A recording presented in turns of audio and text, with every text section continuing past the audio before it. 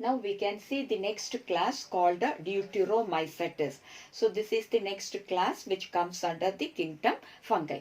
So the members of this Deuteromycetes are said to be as imperfect fungi. Why it is said to be as imperfect fungi?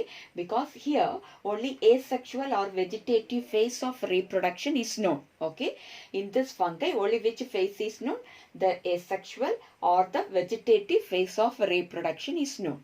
But once the sexual phase is known, then it will be shifted to Ascomycetes or Basidiomycetes. Okay, so when the sexual mode of reproduction is known, then this fungi will be shifted into their correct class. That is, it can be included under Ascomycetes or Basidiomycetes according to their sexual mode of reproduction. Okay.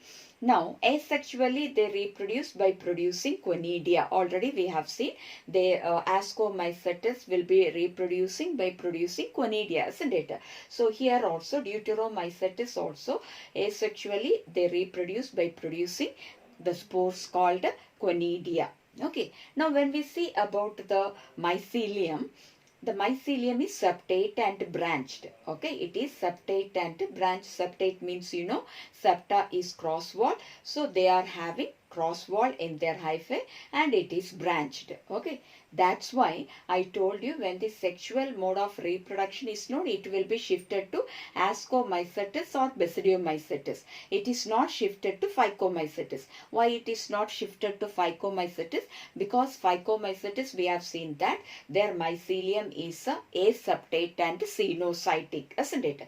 But here the mycelium is septate and branched. Okay, so when their sexual mode of reproduction is known, they will be automatically shifted to Ascomycetes or Basidiomycetes. You know that in these two groups they are having septate and branched mycelium. Okay, yes. Now these organisms, when we see about their mode of nutrition, they are saprophytes like any other fungi. Here also they are saprophytes, feeding upon dead and decayed organic matter, and some of them can act as parasites living on the other organisms, whether it is plant or animal. They live on other organisms and can cause diseases. Then some of them can act as decomposers. They will be decomposing all the dead decayed parts, that is the litter present on the soil surface, and thus it helps in mineral cycling. Okay, so when it decomposes the organic matter, those organic matter will be converted into inorganic substance, simpler inorganic substance, which will be then get mixed up with the soil.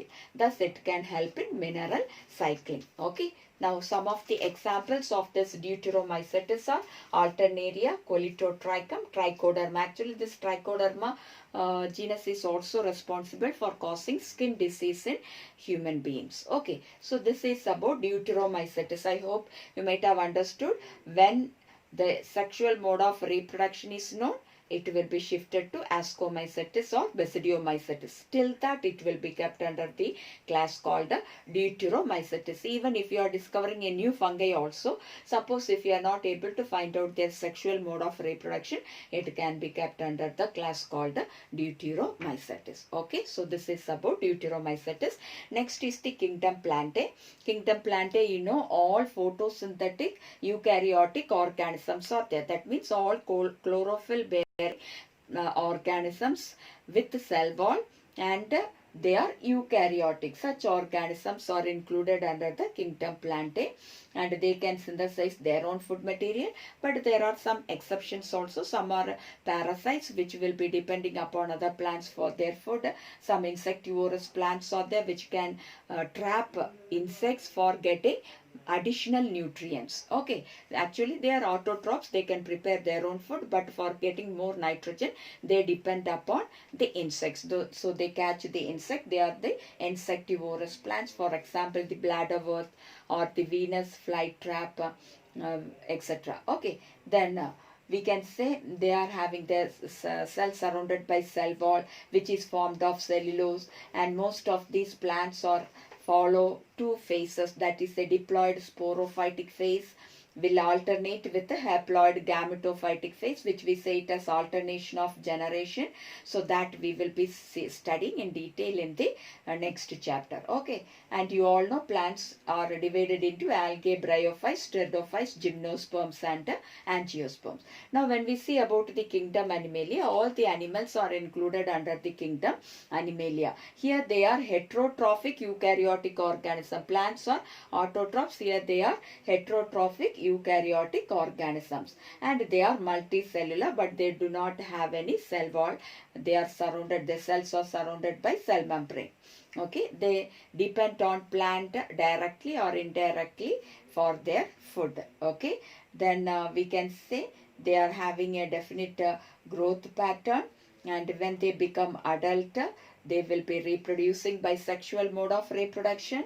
The male gametes will be transferred into the female body, and after that zygote formation and embryo development occurs, and this animal kingdom is divided into many phyla.